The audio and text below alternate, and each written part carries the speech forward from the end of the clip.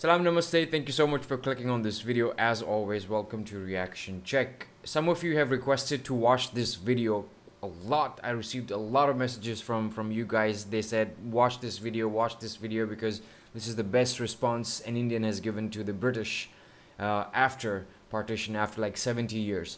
So I haven't seen this video. It's like a 15 minutes video. I've watched videos that were 15 minutes long, but they were short films. I hope this is as interesting as those short films, and let's see what we have in this video और उसके बाद बात करते हैं कि इस video में ऐसा क्या था.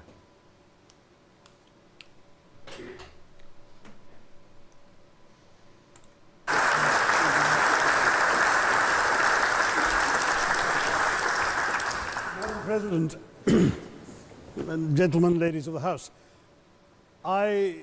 standing here with 8 minutes in my hands and at this venerable and rather magnificent institution, I was going to assure you that I belong to the Henry VIII School of Public Speaking, that as Henry VIII said to his wives, I shall not keep you long. But now finding myself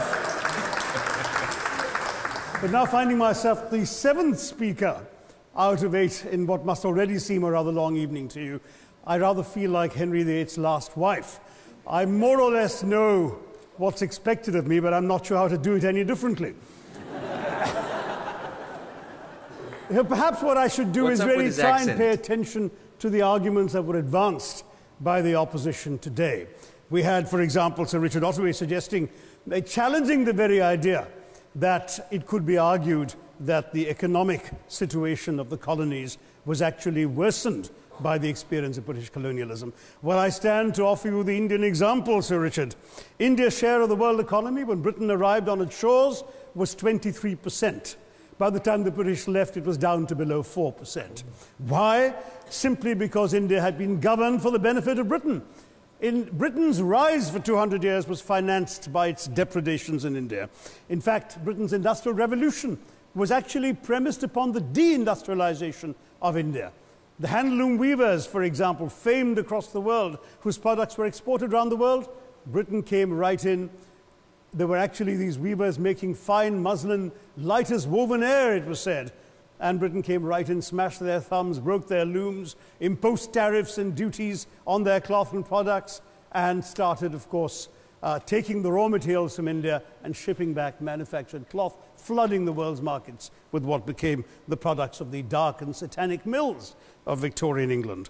That meant that the weavers in India became beggars, and India went from being a world-famous exporter of finished cloth into an importer, went from having 27% of world trade to less than 2%. Wow. Meanwhile, colonialists like Robert Clive bought their rotten boroughs in England on the proceeds of their loot in India, while taking the Hindi word loot into their dictionaries as well as their habits.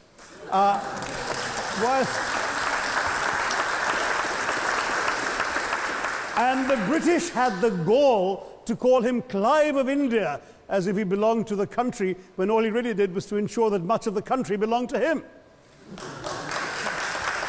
This guy is smart. By the end of the 19th century, the fact is that India was already Britain's biggest cash cow, the world's biggest purchaser of British goods and exports, and the source of highly paid employment for British civil servants. We literally paid for our own oppression. Oh. And as has been pointed out, the wealthy Victorian British families that made their money out of the slave economy, 1/5 of the elites of the wealthy class in Britain in the 19th century owed their money to transporting 3 million Africans across the waters. And in fact, in 1833, when slavery was abolished, what happened was that a compensation of £20 million was paid, not as reparations to those who had lost their lives or who had suffered or been oppressed by slavery, but to those who had lost their property. I was struck by the fact that your Wi-Fi password at this union commemorates the name of Mr. Gladstone, the great liberal hero. Well, I'm sorry, his family was one of those who benefited from this compensation. Staying with India, between 15 and 29 million Indians died of starvation in British-induced famines. The most famous example, of course, was the Great Bengal Famine during the Second World War, when 4 million people died because Winston Churchill deliberately, as a matter of written minuted policy, proceeded to divert essential supplies from civilians in Bengal to sturdy Tommies and Europeans as reserve stockpiles. He said that the starvation of anyway underfed Bengalis mattered much less than that of sturdy Greeks. This is Churchill's actual quote. And when conscience-stricken British officials wrote to him, pointing out that people were dying because of this decision, he peevishly wrote in the margins of the file, "Why hasn't Gandhi died yet?" Oh, man. So all notions that the British were trying to do their colonial enterprise out of enlightened despotism to try and bring the benefits of colonialism and civilization to the benighted heathen. I'm sorry, Churchill's conduct in 43 simply one example of many that gave a lie to this myth. As others have said on the proposition, violence and racism were the reality of the colonial experience. And no wonder that the sun never set on the British Empire, because even God couldn't trust the English in the dark. Let me take World War I as a very concrete example, since the first speaker, Mr. Lee, suggested these things couldn't be quantified. Well, let me quantify World War I for you. Again, I'm sorry, from an Indian perspective, others have spoken of other countries. 1/6 of all the British forces that fought in the war were Indian. 54,000 Indians actually lost their lives in that war. 65,000 were wounded. Another 4,000 remained missing or in prison. Indian taxpayers had to cough up £100 million in that time's money. India supplied 70 million rounds of ammunition, 600,000 rifles and machine guns, 42 million garments were stitched and sent out of India, and 1.3 million Indian personnel served in this war. I know all this because, of course, the commemoration of the centenary has just taken place. But not just that, India had to supply 173,000 animals, 370 million tons of supplies, and in the end, the total value of everything that was taken out of India. India, by the way, suffering from recession at that time and poverty and hunger, was, in today's money, £8 billion. Oh. You want quantification? It's available. Oh. Second World War, it was even worse, 2.5 million Indians in uniform. I won't belabor the point, but of Britain's total war debt of £3 billion, in 1945 money, 1.25 billion was owed to India and never actually paid. Somebody mentioned Scotland. Well, the fact is that colonialism actually cemented your union with Scotland. You know, the Scots had actually tried to send colonies out before 1707. They'd all failed, I'm sorry to say. But then, of course, came union, and India was available, and there you had a disproportionate employment of Scots. I'm sorry, Mr. Mackenzie has to speak after me. Engaged in this colonial enterprise as soldiers, as merchants, as agents, as employees, and the earnings from India is what brought prosperity to Scotland, even pulled Scotland out of poverty. Now that India is no longer there, no wonder the bonds are loosening. Now, we've heard other arguments on this side. There's been a mention of the railways.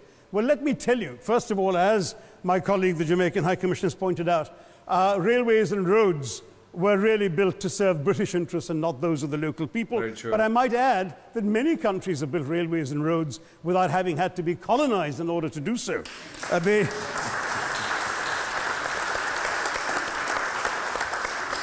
They were designed to carry raw materials from the hinterland into the ports to be shipped to Britain. And the fact is that the Indian or Jamaican or other colonial public, their needs were incidental. Transportation, there was no attempt made to match supply to demand for mass transport, none whatsoever. Instead, in fact, the Indian railways were built with massive incentives offered by Britain to British investors, guaranteed out of Indian taxes paid by Indians, with the result that you actually had 1 mile of Indian railway costing twice what it cost to build the same mile in Canada or Australia, because there was so much money being paid in extravagant returns. Britain made all the profits, controlled the technology, supplied all the equipment, and absolutely all these benefits came as private enterprise, British private enterprise, at public risk, Indian public risk. That was the railways as an accomplishment. We're hearing about aid. I think it was again Sir Richard Ottaway who mentioned British aid to India. Well, let me just point out that British aid to India is about 0.4% of India's GDP. The government of India actually spends more on fertilizer subsidies, which might be an appropriate metaphor for that argument. If I may point out as well,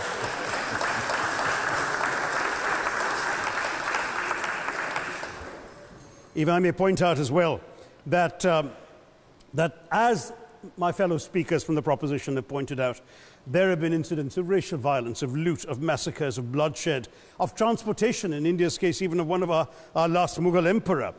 Yes, maybe today's Britons are not responsible for some of these depredations, but the same speakers have pointed with pride to their foreign aid. You're not responsible for the people starving in Somalia, but you give them aid. Surely the principle of reparations for the wrongs that have been done cannot be denied. It's been pointed out, for example, the dehumanization of Africans in the Caribbean, the massive psychological damage that has been done, the undermining of social traditions, of property rights, of the authority structures of these societies, all in the interests of British colonialism. And the fact remains that many of today's problems in these countries, including the persistence, in some cases the creation of racial and ethnic and religious tensions, were the direct result of the colonial experience. True. So there is a moral debt that needs to be paid. Someone challenged reparations elsewhere. Well, I'm sorry, Germany doesn't just give reparations to Israel.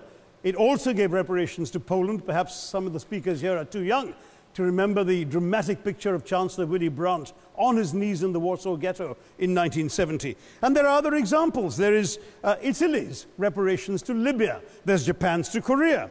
Even Britain has paid reparations to the New Zealand Maoris. So it's not as if this is something unprecedented or unheard of that's going to somehow open some sort of nasty Pandora's box. No wonder Professor Lewis reminded us that he's from Texas. There's a wonderful expression in Texas that summarizes the arguments of the opposition: all hat and no cattle. Now, if I can just quickly look through the other notes I was scribbling while they were speaking, there was reference to democracy and rule of law. Let me say with the greatest possible respect, it's a bit rich to oppress, enslave, kill, torture, maim people for 200 years and then celebrate the fact that they're democratic at the end of it. Wow.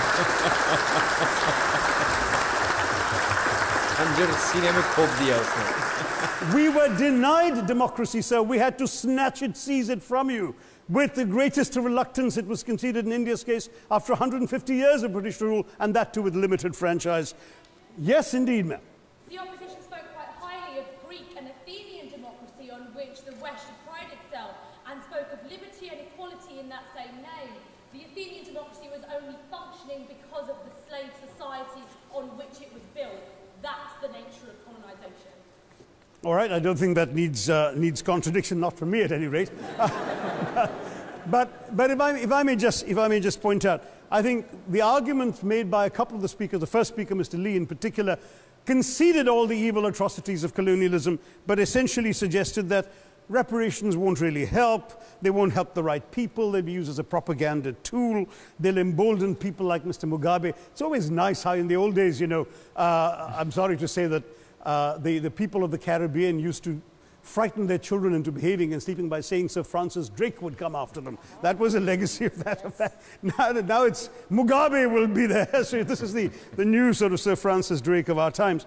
The fact is very simply, sir, that we are not talking about reparations as a tool to empower anybody. They're a tool for you to atone for the wrongs that have been done. And I am quite prepared to accept the proposition that you can't evaluate, put a monetary sum on the kinds of horrors people have suffered. Certainly no amount of money can expiate the loss of a loved one, as somebody pointed out there. You're not going to be able to figure out an exact amount. But the principle is what matters. The fact is that to speak blithely of sacrifices on both sides, as an analogy was used here, a burglar comes into your house, ransacks the place, stubs his toe, and you say, well, there was a sacrifice on both sides, that, I'm sorry to say, is not an acceptable argument. The truth is that we are not arguing specifically that vast sums of money need to be paid. The proposition before this House is the principle of owing reparations, not the fine points of how much is owed, to whom it should be paid. The question is there a debt? Does Britain owe reparations? What do you think? As far as I'm concerned, the ability to acknowledge a wrong that has been done, to simply say sorry, will go a far, far, far longer way than some percentage of GDP in the form of aid. What is required, it seems to me, is accepting the principle that reparations are owed. Personally, I'd be quite happy if it was £1 a year for the next 200 years after the last 200 years of Britain and India. Thank you very much, Madam President.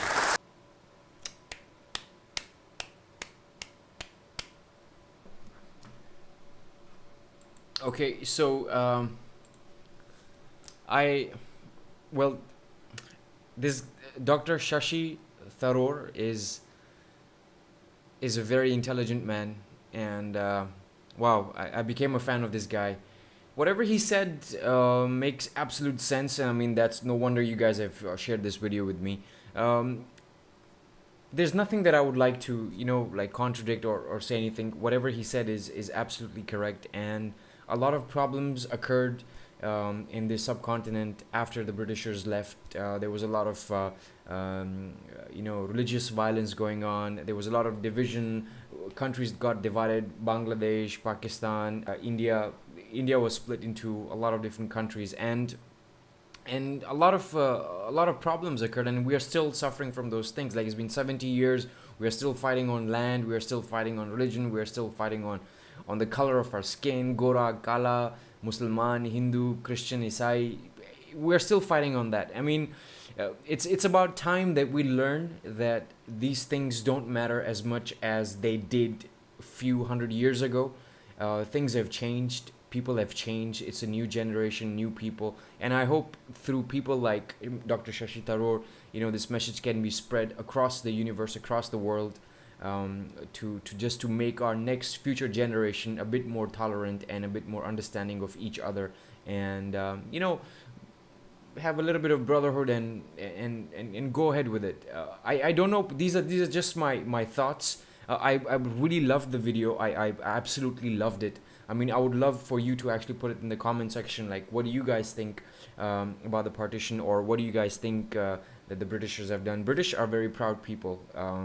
They have been very proud. I've known some in the past. They're really proud of their culture. They're really proud of their language. I mean, we all are speaking their language. They're obviously very proud. But there are some good people as well who actually realize whatever has happened, whatever Dr. Shashi Tharoor has said. They've mentioned things like these to me where they were really sorry for these things as well. But you can't blame the current generation for what the previous generation did, and that is the message that I want to give to you guys, is that whatever happened in the past happened. It's for us to decide what happens in the future. And let me know what you guys think of this, and like always, thank you so much for recommending and watching this video with me. I hope we both shared some good moments in this video, and I'm really looking forward to more recommendations like these. Please, if you have any recommendation, put them in the comment section below. I'll be more than happy to watch those videos. Like always, thank you so much for subscribing and commenting. Until next time, until next video, goodbye, tata, namaste, and adios.